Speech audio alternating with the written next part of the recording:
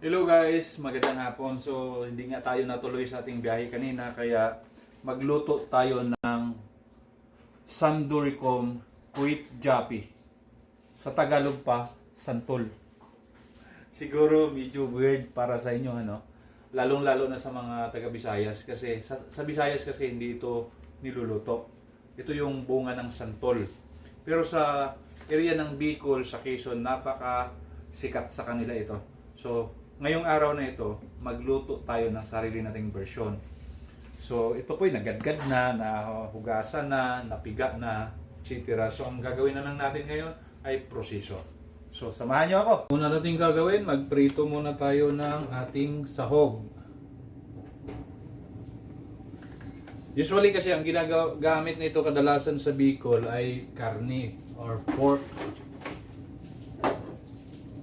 Pero sa atin, ang gagawin natin ngayon, ibahin natin. Instead na pork ang gagawin natin, isda ang ating gagawin. So, meron tayo ditong ulo ng tuna. Piprituhin natin yan.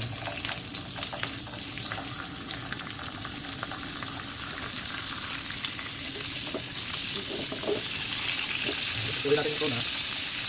Sa pagprito guys, hindi kailangan lutong-luto kasi ilulutuin pa naman natin ito. So, ito ganito. Kaya ito, nag-brownish sa konti. Okay na lang.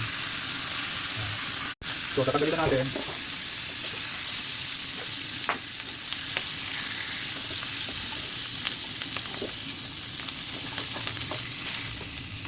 Okay na yan. Susunod naman, as usual, meron tayong ginger.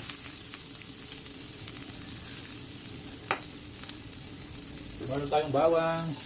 Meron tayong sibuyas. So, tustahin na natin ito. Ayun na. Ngayon, ilagay na natin yung ating secret recipe. Siyempre, hindi natin pinakita. So, ito na, kasunod. Tara!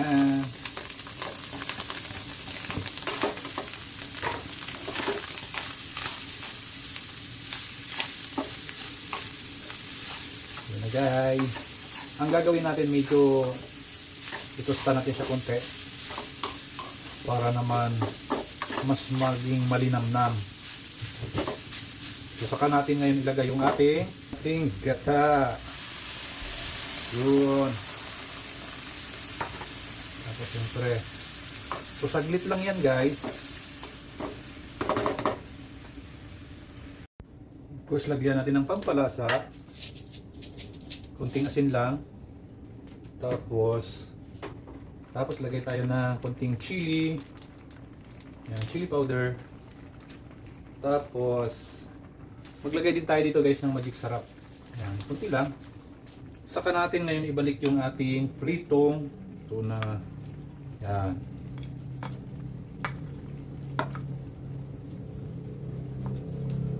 Sobrang dami nitong niluto natin guys.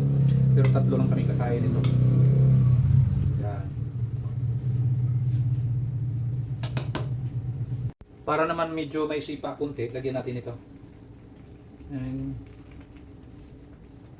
Tapos takpan natin guys. Yan na guys, after 15 minutes, luto na ito. Pwede na ito guys. So ito na guys, final test na ito. Gusto ko na lantakan. Para tayo kunti kanin, pero ito talaga yung pinanggigilan ko.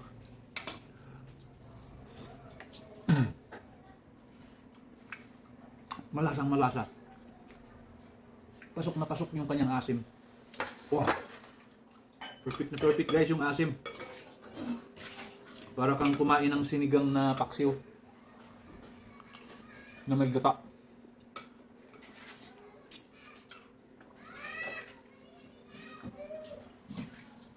Mainit pa.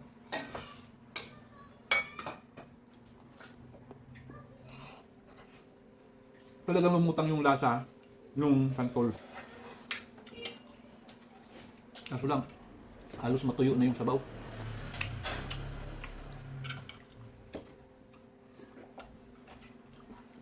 Kaya kung gusto nyo masubukan guys, yan, subukan nyo rin.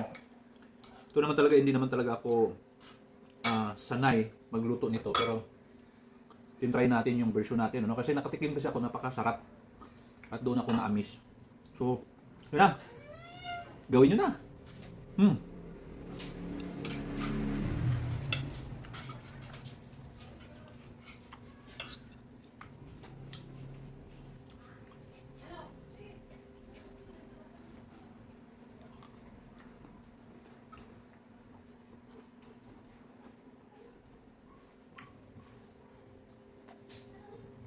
Tuloy ko lang muna ang kain ko.